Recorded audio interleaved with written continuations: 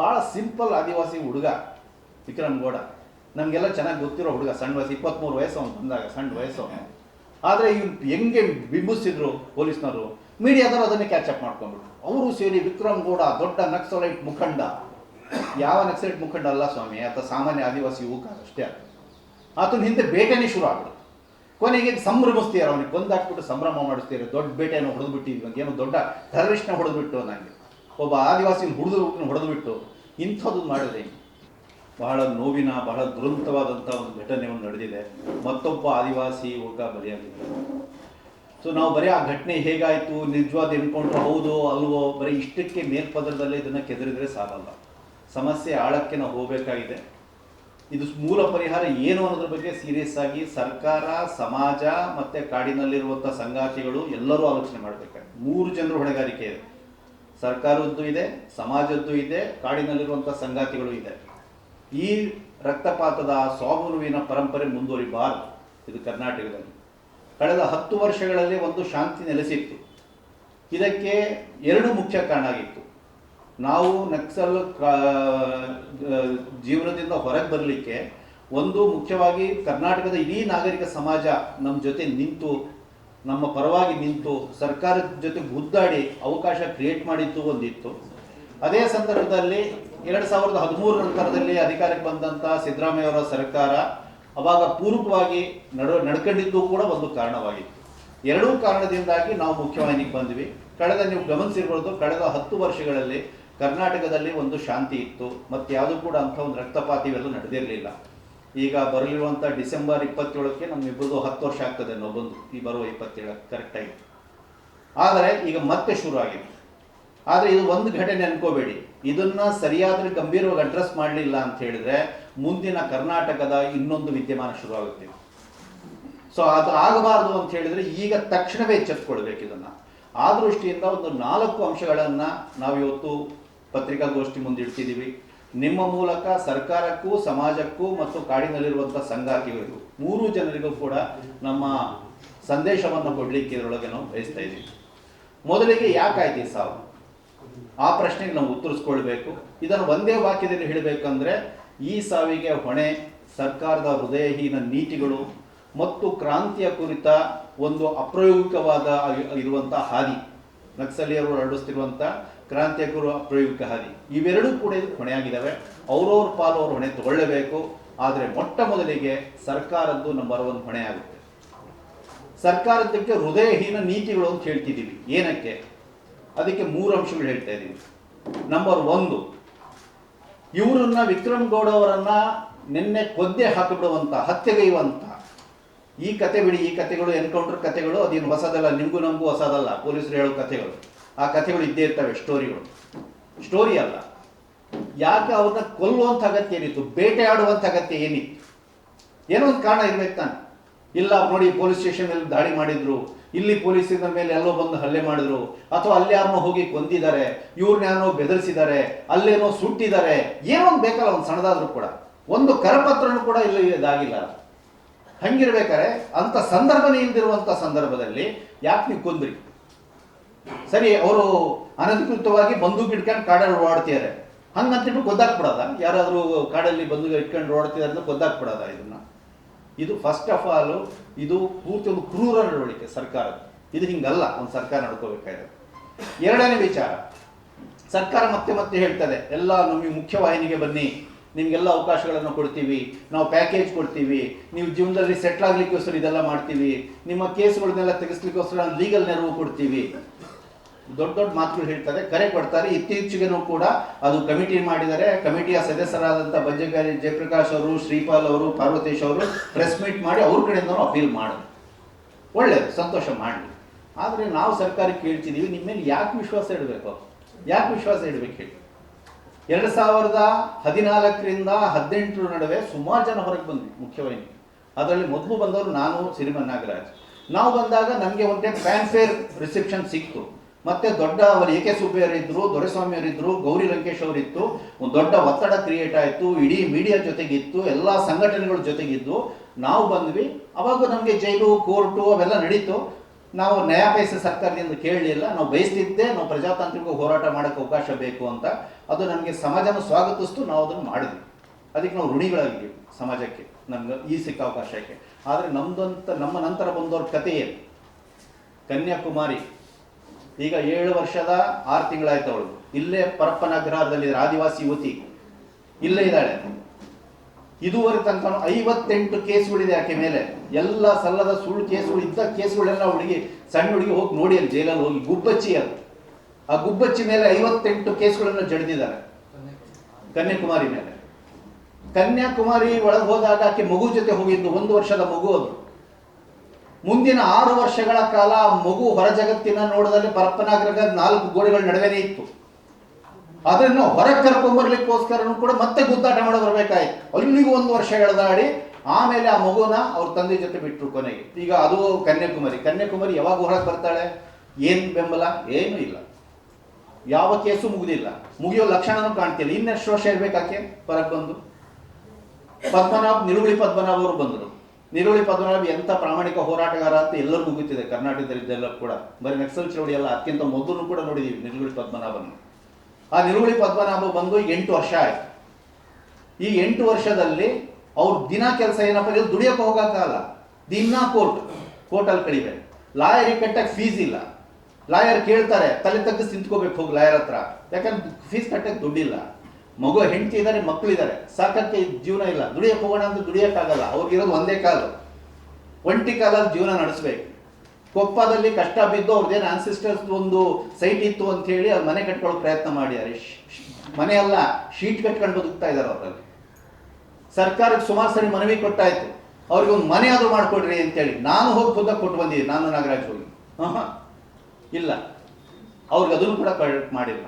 ಅಂತ ಕೆಟ್ಟ ಪರಿಸ್ಥಿತಿಯಲ್ಲಿ ಅವರೊಂದು ಕಾಲು ಮುರಿದಿದೆ. ಆ ಮುರಿದೋಗಿರೋ ಕಾಲಿಗೆ ಕಿತ್ಕೊಂಡು ಹೋಗಿದೆ, ಅದು ನೋಯ್ತಾ ಇದೆ ಅವರಿಗೆ. ಪ್ರತಿ ದಿವಸ ಪ್ರಾಣ ಹಿಂಸೆ ಆಗುತ್ತೆ ಅವರಿಗೆ. ಆ ಕಾಲನ್ನು ರಿಪೇರಿ ಮಾಡಿಸ್ಕೊಳಕ್ಕೆ ಅವ್ರ ಹತ್ರ ಕಾಸಿಲ್ಲ. ಬರೀ ಇದೇ ಕತೆ ಬಿಕ್ಕವ್ರು ಎಲ್ಲರೂ ಸ್ಟೋರಿ ಹೇಳಿದ್ರು ನಾನು ಇದೇ ಒಂದು ಕತೆಗಳು ಹೇಳ್ಕೋಬೇಕಷ್ಟೇ ನಿಮ್ಮ ಹತ್ರ. ಸೊ ಸರ್ಕಾರ ಹಿಂಗೆ ನಡೆಸ್ಕೊಂಡ್ರೆ ಯಾರು ತಾನೇ ಬರೋಕ್ಕಾಗುತ್ತೆ ಸ್ವಾಮಿ? ಇದನ್ನ ಬನ್ನಿ ಅಂತ ಕರೆದು ಬಿಡೋದು, ಹಿಂಗೆ ನಡೆಸ್ಕೊಳ್ಳೋಂಥದ್ದು. ಇದು ಸರ್ಕಾರದ ಮತ್ತೊಂದು ನಗ್ನ ಕ್ರೂರ ನೀತಿ ನಿಚ್ಚಳವಾಗಿ ಸಮಾಜದ ಮುಂದೆ ಇದೆ. ಇದರಲ್ಲಿ ಒಂದು ಮಾತು ಸುಳ್ಳಿದ್ರೆ ನೀವು ಬೇಕಾದ್ರೆ ಎನ್ಕ್ವೈರಿ ಮಾಡ್ಕೊಳ್ಳಿ. 3ನೇ ವಿಚಾರ, ಯಾಕೆ ಫಸ್ಟ್ ಆಫ್ ಆಲ್ ಯಾಕೆ ಹೋದ್ರು? ಸರಿ, ನಕ್ಸಲ್ ಏನೋ ಬಂದರು, ಬನ್ನಿ ಸಶಸ್ತ್ರ ಹೋರಾಟ ಮಾಡೋಣ ಅಂತ ಹೇಳಿದ್ರು. ಅಲ್ಲಿರುವಂಥ ಆದಿವಾಸಿಗಳಿಗೆ ಹುಡುಗರೇನು ಹುಚ್ಚರ?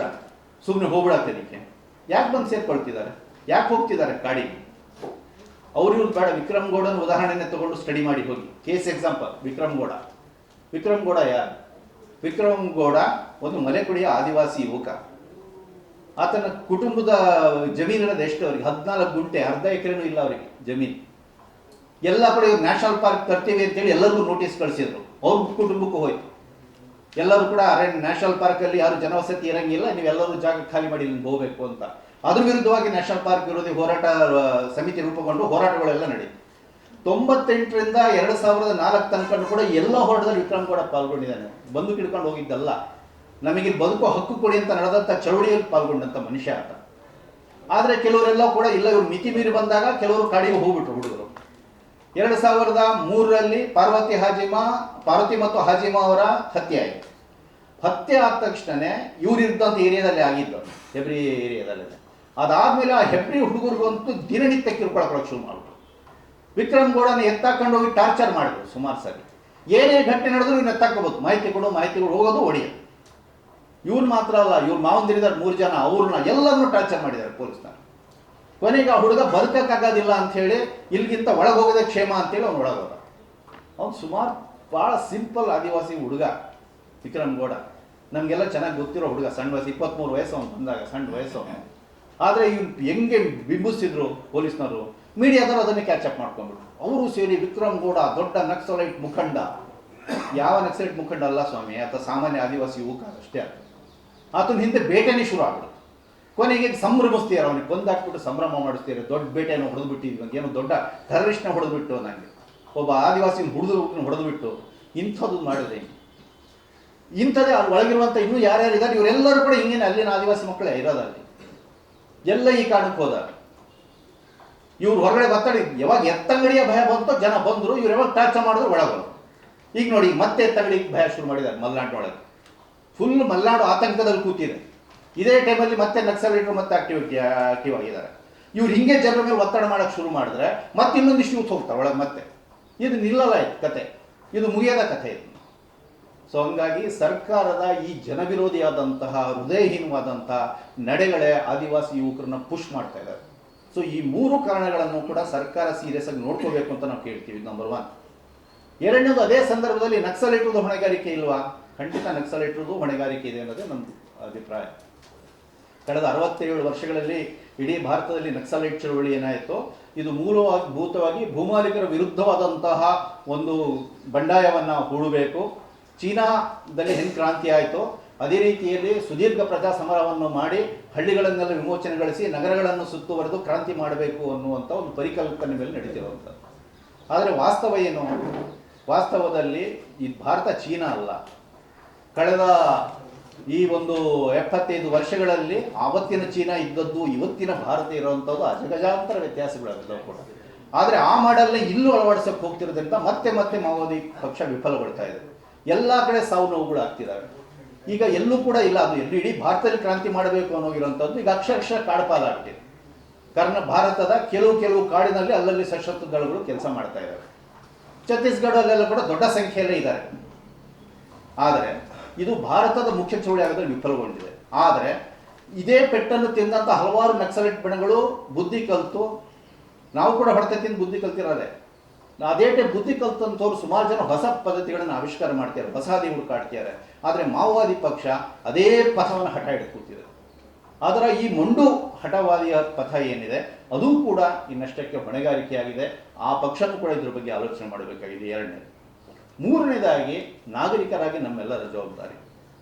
ನಾವು BJP ಸರ್ಕಾರ ಬಂದು ಇಲ್ಲಿ ದ್ವೇಷ ಬೆಳೆಸಲಿಕ್ಕೆ ಅಂತ ಪ್ರಯತ್ನ ಮಾಡಿದಾಗ, ಸಂವಿಧಾನ ವಿರೋಧಿ ನಡೆಗಳಿಗೆ ಅವರು ಮುಂದಾದಾಗ, ಹಲವಾರು ಜನವಿರೋಧಿ ಕ್ರಮಗಳಿಗೆ ಹೋದಾದಾಗ ನಾವೆಲ್ಲ ಸಂಘಟನೆಯರು ಒಟ್ಟುಗೂಡಿ ವಿರೋಧ ಮಾಡಿದ್ವಿ. ಅದು ಮುಖ್ಯವಾಗಿ ಇವರು ಸಂವಿಧಾನನೇ ಕೈ ಹಾಕ್ತಿದ್ದಾರೆ. ಜನನಡುವೆ ಧರ್ಮ ಜಾತಿಗಳನ್ನು ಜಗಳ ಹಸ್ತಿದ್ದಾರೆ ಅಂತ ಬಂದಾಗ ಇವರಂತೂ ಅಧಿಕಾರಕ್ಕೆ ಬರಬಾರ್ದು ಅಂತ ನಾವೆಲ್ಲರೂ ಸೇರಿ ದುಡ್ದಿದ್ದೀವಿ, ಕೆಲಸ ಮಾಡಿದ್ವಿ. ಅದೆಲ್ಲ ದುರ್ಭಾಗ್ಯ. ಕಾಂಗ್ರೆಸ್ ಬಗ್ಗೆ ನಮ್ಗೆ ಸಾಕಷ್ಟು ವಿಮರ್ಶೆ ಇದೆ. ನಾವೆಲ್ಲರೂ ಕೂಡ ಕಾಂಗ್ರೆಸ್ ಜೊತೆ ಗುದ್ದಾಡ್ಕೊಂಡು ಬಂದಾರೆ ಮೊದಲಿಂದನೂ ಕೂಡ. ಆದರೂ ಕೂಡ BJPಯ ಉಪಟಳ ಮತ್ತು ಅದರ ದುರಹಂಕಾರ ಮಿತಿ ಮೀರಿದ್ರಿಂದಾಗಿ ಅದನ್ನು ಶಿಕ್ಷೆ ಮಾಡಲಾಯಿತು. ಎಲ್ಲರೂ ಸೇರಿ ಅದನ್ನು ಸೋಲಿಸಲಾಯಿತು. ಆ ಸೋಲಿಸೋದ್ರಲ್ಲಿ ಜನಚಳವಳಿಗಳ ಮುಖ್ಯ ಪಾತ್ರ ಇದೆ. ಕಾಂಗ್ರೆಸ್ನ ತರುವುದರಲ್ಲೂ ಕೂಡ ಮುಖ್ಯ ಪಾತ್ರ ಇದೆ. ಆದರೆ ಕಾಂಗ್ರೆಸ್ ಸರ್ಕಾರ ಬಂದ ಮೇಲೆ ಏನು ಮಾಡ್ತಿದೆ? ಬರೀ ನಾವು ಎನ್ಕೌಂಟರ್ ಮಾಡಿದ್ದು ಒಂದೇ ವಿಚಾರ ಹೇಳ್ತಾ ಇಲ್ಲ. ಇವರು ಪ್ರಣಾಳಿಕೆಯಲ್ಲಿ ಕೊಟ್ಟಂತೆ ಎಷ್ಟು ವಿಚಾರಗಳನ್ನು ಜಾರಿ ಮಾಡ್ತಿದ್ದಾರೆ. ರೈತರ ವಿರುದ್ಧವಾಗಿ ತಂದಂಥ BJP ಕಾಯ್ದೆಗಳನ್ನು ರದ್ದು ಮಾಡಿದ್ದಾರೆ. ಕಾರ್ಮಿಕರ ವಿರುದ್ಧ ಬಂದಂಥ ಕಾಯ್ದೆಗಳನ್ನು ರದ್ದು ಮಾಡಿದ್ದಾರೆ. ಮೀಸಲಾತಿ ವಿಚಾರದಲ್ಲಿ ಯಾವುದಾದ್ರು ಒಂದು ದಿಟ್ಟವಾದಂಥ ತೀರ್ಮಾನ ತಗೊಂಡಿದ್ದಾರಾ? ಇಲ್ಲ. ಇವರು ಕೂಡ ಹಲವಾರು ಜನ ವಿರೋಧಿ ಕ್ರಮಗಳು ಇವರು ಮುಂದೆ ಹೋಗ್ತಿದ್ದಾರೆ. ಸೊ ಈಗ ನಮ್ಮೆಲ್ಲರ ಹೊಣೆ ಬರೀ BJPಯನ್ನು ಇದು ಮಾಡೋಂಥಲ್ಲ, ಯಾರೇ ಅಧಿಕಾರಕ್ಕೆ ಬಂದರೂ ಕೂಡ ಮಾಡಬೇಕು. ಈ ಕಾಂಗ್ರೆಸ್ ಸರ್ಕಾರನೂ ಕೂಡ ಈ ಎನ್ಕೌಂಟರ್ನ ಒಳಗೊಂಡಂತೆ ಎಲ್ಲ ವಿಚಾರವಾಗಿ ನಾವು ತರಾಟೆಗೆ ತಗೊಳ್ಳೇಬೇಕು. ಈಗ ವಿಶೇಷವಾಗಿ ಇದು ಬಂದಿರೋದ್ರಿಂದ ಈ ಹತ್ಯೆಗಳು ಮುಂದುವರಿಬಾರದು. ಇದಕ್ಕೆ ಸರ್ಕಾರದ ವಿರುದ್ಧ ನಾವು ಗಟ್ಟಿಯಾಗಿ ನಾವೆಲ್ಲರೂ ಕೂಡ ದನಿ ಎತ್ತಬೇಕು ಅಂತ ಇಡೀ ನಾಗರಿಕ ಸಮುದಾಯವನ್ನು ನಾವು ಕೇಳ್ಕೊಳ್ತೀವಿ. ಮೂರನೇದಾಗಿ. ಕಡೆಯದಾಗಿ ಆದರೆ ಬಹಳ ಮುಖ್ಯವಾಗಿ ಇದನ್ನು ನಿಲ್ಲಬೇಕು ಅಂತ ಹೇಳಿದ್ರೆ ಮೊದಲೆರಡೂ ಆಗಬೇಕು. ಸರ್ಕಾರ ಆತ್ಮಾವಲೋಕನ ಮಾಡಿಕೊಂಡು ಸರಿಯಾಗಿ ಮಾನವೀಯವಾಗಿ ಸ್ಪಂದಿಸಬೇಕು. ಇದು ನಂಬರ್ 1. ಫಸ್ಟ್ ನಿಲ್ಲಿಸಬೇಕು, ಇದನ್ನು ಎನ್ಕೌಂಟರ್ಸ್ ನಿಲ್ಲಿಸಬೇಕು. ಮತ್ತು ಸರಿಯಾದ ರೀತಿಯಲ್ಲಿ ತನಿಖೆ ಆಗಬೇಕು, ಸರಿಯಾದಂಥ ವಿಶ್ವಾಸ ಕೊಡಬೇಕು, ಅದು ಸರ್ಕಾರ ಮಾಡಬೇಕು. ಎರಡನೇದು, ನಾಗರಿಕ ಸಮುದಾಯ ಈ ಸರ್ಕಾರದಲ್ಲಿ ಒತ್ತಡ ಹಾಕಬೇಕು, ಅದು ಮಾಡೋ ರೀತಿಯಲ್ಲಿ ಅದು ಎರಡನೇದಾಗಬೇಕು. ಅದೇ ಸಂದರ್ಭದಲ್ಲಿ ಕಾಡೊಳಗಿನ ಸಂಗಾತಿಗಳು ಮರುಚಿಂತನೆ ಮಾಡಬೇಕು. ಅವ್ರ ಮೇಲೂ ಜವಾಬ್ದಾರಿ ಇದೆ. ಇದನ್ನು ನಾವು ಬೆಳೆಯಕ್ಕೆ ಬಿಡಬಾರ್ದು, ಇದು ನಾವು ನಿಲ್ಲಿಸಬೇಕು. ಸರ್ಕಾರ ಹಂಗೆಲ್ಲ ಮಾಡ್ತಿದೆ ಅಂತ ನಾವು ಹೆಂಗೆ ಬೇಕಾದ್ರೂ ಮಾಡ್ತೀವಿ ಅಂತ ನಡ್ಕೊಳ್ಳೋದು ನಡವಳಿಕೆ ಅಲ್ಲ. ನಮಗೆ ಸಾಮಾಜಿಕ ಹೊಣೆಗಾರಿಕೆ ಇರಬೇಕು. ದಯವಿಟ್ಟು ನೀವು ಮರುಚಿಂತನೆ, ಇದಕ್ಕೂ ಧೈರ್ಯ ಬರಬೇಕು, ಧೈರ್ಯ ಬೇಕು. ಯಾಕಂದರೆ ಸರ್ಕಾರ ಹಿಂಗೆಲ್ಲ ನಡ್ಕೊಳ್ತಿರ್ಬೇಕಾದ್ರೆ ಹೊರಗೆ ಬರೋಕ್ಕೆ ತೀರ್ಮಾನ ಮಾಡಬೇಕು ಅಂದರೆ ಭಾಳ ಧೈರ್ಯ ಬೇಕು. ಬರೀ ಕಾಡೊಳಗೆ ಬಂದು ಕಿಟ್ಕೊಳ್ಳೋಕ್ಕೆ ಮಾತ್ರ ಧೈರ್ಯ ಅಲ್ಲ, ಹೊರಗೆ ಬರೋಕ್ಕೂ ಕೂಡ ಧೈರ್ಯ ಬೇಕು. ಆದರೆ ಆ ಧೈರ್ಯನ ನೀವು ತೋರಬೇಕು ಅಂತ ನಾವು ಕೇಳ್ಕೊಳ್ತೀವಿ. ಯಾಕಂದರೆ ಅವರೆಲ್ಲರೂ ಕೂಡ ಪ್ರಾಮಾಣಿಕ ಜನ, ಬದ್ಧತೆ ಇರುವ ಜನ, ಕ್ರಾಂತಿನ ಬಯಸ್ತಿರುವಂಥ ಜನ, ಯಾವುದೋ ಸ್ವಾರ್ಥಕ್ಕೋಗಿರೋ ಜನ ಅಲ್ಲ, ದುಷ್ಟರಲ್ಲ. ಸೊ ಹಾಗಾಗಿ ನಿಮ್ಮೆಲ್ಲರ ಬಗ್ಗೆ ನನಗೆ ಗೌರವ ಇದೆ, ಪ್ರೀತಿ ಇದೆ, ಕಾಳಜಿ ಇದೆ. ಆದರೆ ಸಮಾಜದ ಒಳಿತಿನ ದೃಷ್ಟಿಯಿಂದ ನೀವು ಮರುಚಿಂತನೆ ಮಾಡಿ, ನೀವು ಮಾಡಿದ್ರೆ ಕರ್ನಾಟಕದ ನಾಗರಿಕ ಸಮಾಜ ನಿಮ್ಮ ಜೊತೆ ನಿಲ್ಲುತ್ತೆ. ಯಾಕಂದ್ರೆ ನಾವೇ ಉದಾಹರಣೆ ಇದ್ದೀವಿ, ನಾವು ಬಂದಾಗ ನಮ್ಮ ಜೊತೆ ನಿಲ್ತು ಕರ್ನಾಟಕದ ಇಡೀ ನಾಗರಿಕ ಸಮಾಜ, ಅದು ನಿಮ್ಮ ಜೊತೆನೂ ನಿಲ್ಲುತ್ತೆ. ಸರ್ಕಾರದ ಜೊತೆ ಗುದ್ದಳಿಯನ್ನು ನಿಮ್ಗೆ ಆ ಸ್ಪೇಸ್ ಕೊಡಿಸ್ತದೆ ಅನ್ನೋ ವಿಶ್ವಾಸ ನಮಗಿದೆ. ಹಾಗಾಗಿ ನಾವು ಮರುಚಿಂತನೆ ಮಾಡಿ ಅಂತ ನಾವು ಕೇಳ್ಕೊಳ್ತಿದ್ದೀವಿ.